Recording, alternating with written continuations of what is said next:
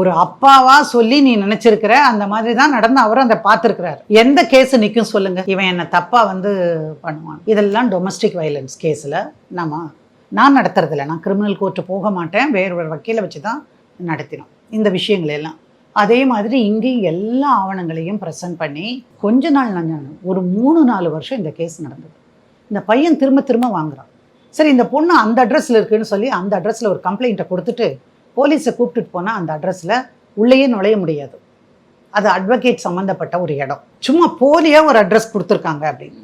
அப்புறம் கண்டுபிடிச்ச போது ஒரு விமன்ஸ் ஹாஸ்டலில் இந்த பொண்ணு தங்கி இருக்குது சென்னைக்குள்ளேன்னு தெரிஞ்சது. இப்போ இவனுக்கு ஒரு ஆசை, குழந்தைகளை பார்த்தா மாற மாட்டாளா, 1 மாதத்துக்கு மேலே ஆயிடுச்சு, 2 மாதத்துக்கு மேலே ஆயிடுச்சு அப்படின்னு குழந்தைகளை 2 பேரையும் போய் அனுப்பி அம்மாவை போய் பாருங்கடா அப்படின்னு சாயங்காலம் ஒரு 5:30 மணி 6 மணிக்கு உள்ளே பர்மிஷன் கேட்டு வாட்ச்மேன் வழியாக உள்ளே போகும்போது நான் குழந்தைகளை பார்க்க விரும்பலை அப்படின்னு சொல்லி அனுப்புனேன்.